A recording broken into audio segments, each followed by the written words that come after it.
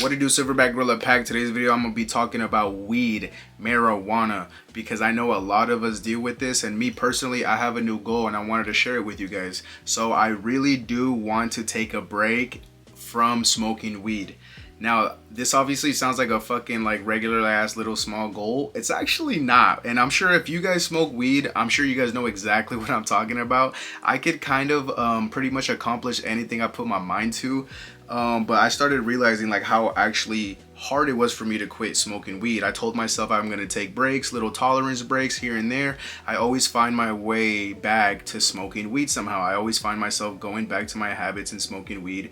And first of all, it's a fucking expensive ass habit. If you guys know, you guys know, but it's very expensive if you guys smoke weed, especially on a daily basis like me. You know, I always use it. Don't get me wrong. Listen, there's obviously the benefits of smoking marijuana. First of all, it's an anti-inflammatory, so I smoke after I work out just to kind of calm down my inflammation. It's also a bronchodilator, so it could actually increase the volume within your air sacs of your lungs, the bronchioli. So it's actually a bronchodilator. So that actually benefits me with cardio because I get a larger capacity of oxygen within my lungs when I'm reaching zone 5 cardio, you know, high intensity interval training. I just want to take a break from smoking weed because obviously it does have its downfalls as well. I do believe it could be addictive for those that have no discipline, for those that have a weak mindset, and for those that can't restrict themselves and restrain themselves. There is a lot of people that smoke weed and they can't stop, and I'll be honest, I'm one of them. And the reason is because I've been smoking weed since freshman year of high school, and I'm actually a late bloomer. When it came to smoking weed, I actually didn't smoke weed until I reached freshman year of high school, so I was actually late because I've known people that have been smoking since they were like 14, 12 in middle school. I just never got into it. I was always into sports and shit like that. But yes, and then once I got my first blunt in freshman year, because my first period was PE, so before PE we would me and my boys would meet up before school and just smoke up, and then we'd have a good ass fucking PE session, right? But anyways, that was actually the first time I smoked weed, and obviously there was little times like during high school, but I didn't start smoking heavy until I graduated in 2018 and I turned 18 because I moved out. I was living on my own with my bros, and obviously all of them smoked and shit, so I was just smoking every day. So here's the whole point, guys. Obviously everybody, like, what I'm saying is that once you start smoking weed for such a long period of time like that, your body actually gets adjusted and it adapts. Now hold on, we actually have cannabinoid receptors in our body. We have neuroreceptors in our body for cannabinoids. So there's actually a system within our body that gets adjusted to this. Now I'm gonna go very deep in this. I have my handy dandy iPad because I have notes, and I want to really get into this with you guys because this is really a serious goal that I want to journey with you guys. And if anyone wants to join me, because I have a couple friends that actually already joined me in my journey, we're already getting the vivid dreams, because one thing about marijuana is it disrupts REM sleep, rapid eye movement, which is very needed when you go to sleep, guys. That's like top quality sleep. Anything that is not REM sleep is not really sleep. So that means your body's not resting, your brain's not resting, and you're just like, it's all out of whack. So I want to go with you guys all of the side effects and shit like that. So let's get deep dive into it. So THC, better known as tetrahydrocannabinoid, and CBD, better known as cannabinoid, are both cannabinoids, but there's actually over 100 of them. But you know, THC and CBD are the ones that we typically hear of. Now obviously THC is the psychoactive and CBD is non-psychoactive, so that's more physical, more for the body. So obviously, you know, people smoke weed to get high, and people take CBD for body relaxation and stuff like that. So yep. So like I mentioned to you guys, yes, there is a system within our body. It's called the endocannabinoid system, and there's still a lot that we don't know about this whole network of system. But yes, so I mentioned that there is cannabinoid receptors within our body. This is a part of that system. So yeah, it gets pretty deep. So there's two different kinds of CB. There's CB1 and CB2. So CB1 is typically more into the brain and the nervous system. CB1 is typically found more into like immune system and peripheral tissues. So pretty much what this means, guys, is that when you guys smoke weed, or when we smoke weed, it's not just a high that goes to our brain. It's actually getting transferred within all the tissues of the human body. The CBD and the THC gets extracted into every single muscle within your body. Pretty much, it goes a lot deeper than just your brain. Alright, so let's talk about how it affects the heart first. Now, interestingly enough, when THC enters the bloodstream, it causes the heart rate to increase. So even though your heart will overall increase and have more beats per minute, THC causes blood vessels to dilate and relax, which will cause the overall blood pressure to actually be lower. Now this pretty much means that because of the overall blood pressure being low, this causes a lot less pressure being pushed through the smaller veins in the human body. Now that brings us to the eyes, because there are many receptors and blood vessels within the human eye. So the eyes have a very high density of cannabinoid receptors, and they also have many small capillaries that supply this blood to the eye, which also have those cannabinoid receptors. So when THC binds to the receptors that are in the capillaries within the eye, it obviously causes your capillaries and veins to dilate, which causes the red eyes when you smoke weed. Alright, so now we could talk about the second side effect, which is cotton mouth or dry mouth. Now everybody that smokes weed knows what I'm talking about. Typically before you have a smoke sesh, you always grab a drink because you know you're going to get cotton mouth. Now physiologically what's going on, to fully understand this, is let's talk about what gives us saliva in the first place, which is our salivary glands. Now as you guys can see here, we have multiple salivary glands. We have the sublingual gland, the submandibular gland, and the parotid gland, the largest gland in the human body. Obviously these all have the same function to give us saliva within our mouth. Now within the salivary glands there is a high density of cannabinoid receptors. Now once THC enters and connects to these receptors, it down regulates the production of saliva, which is giving us cotton mouth.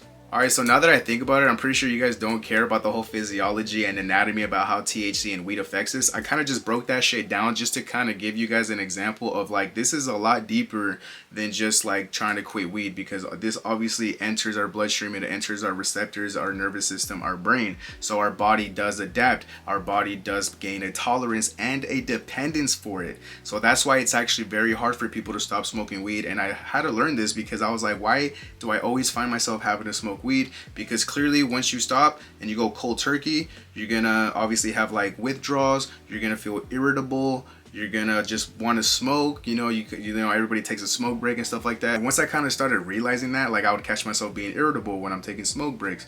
People would tell me this, or I kind of lose patience, or I kind of just get more annoyed, because I'm like not smoking. It could be a very big problem, guys, and I feel like a lot of people, they don't know how to restrain themselves or kind of hold back from smoking weed because it's just so acceptable. Just like liquor, there's a lot of alcoholics, there's a lot of stoners, because you could just go to the store and pick it up and nobody's stopping you from buying as much weed, as much liquor, or whatever it is that you want. Nobody's stopping us. So that's when it comes into discipline, self-restraint. I'm sure a lot of you guys feel this way too, because when you guys take breaks, you guys get more active, you feel clearer, you don't have foggy brain, you get your REM sleep back, you're actually getting good rest, your body's getting the optimal rest and recovery it needs, especially your brain, now that you got REM sleep back, you know what I mean? And obviously it just makes you more productive because you're not literally you're self-sedating yourself. When you guys smoke weed, you're literally sedating yourself like a fucking lion with a tranquilizer.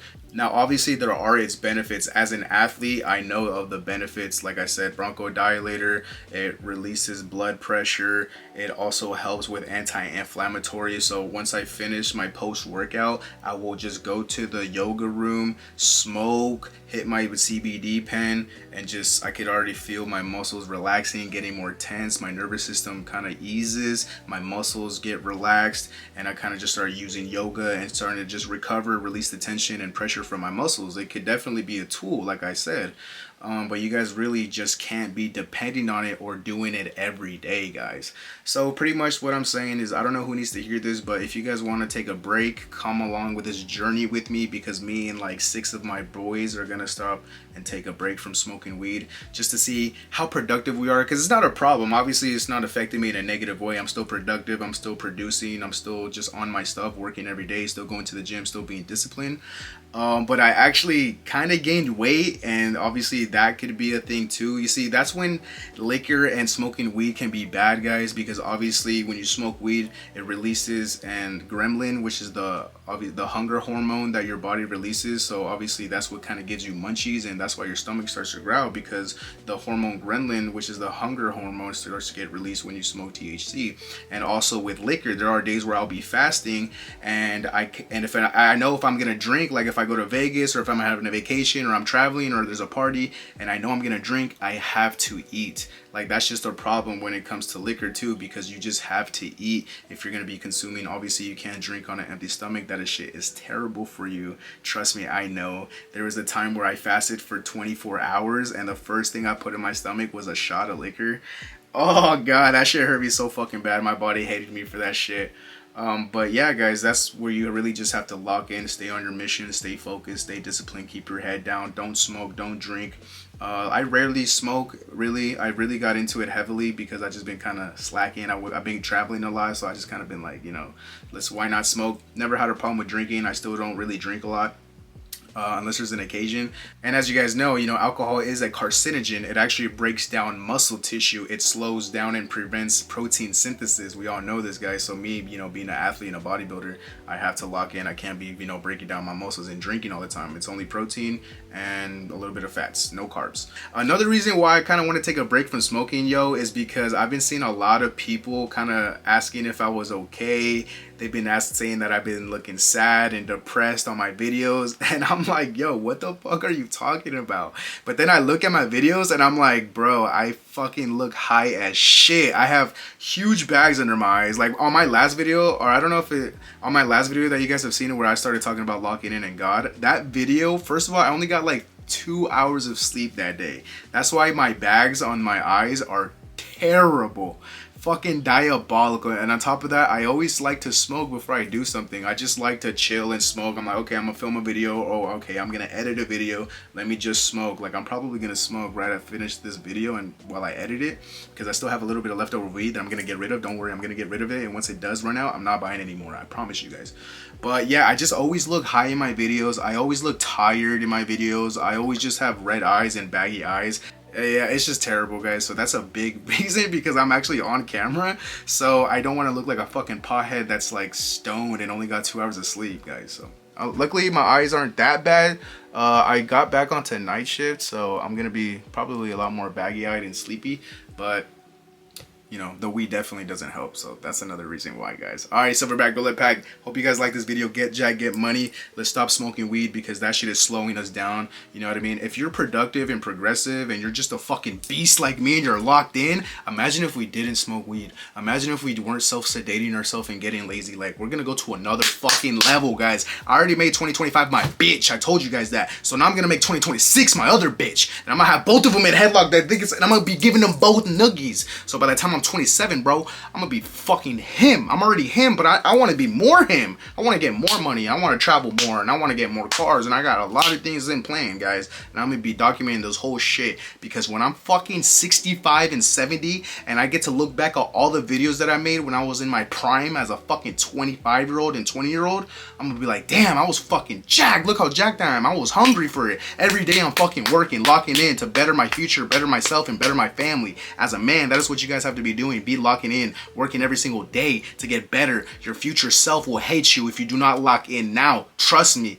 It's only going to get harder from here. It only gets harder the older you get. So if you can't get jacked now when you're 18, 20, 21, what the fuck makes you think you're going to get jacked when you're fucking 30, 45? It's only going to get harder when you get older. It's only going to get harder when time goes by. It's only getting harder as the years pass. Okay? So lock the fuck in. Be a Silverback Gorilla Pack. Silverback Gorilla Pack. Get jacked. Get money. We out.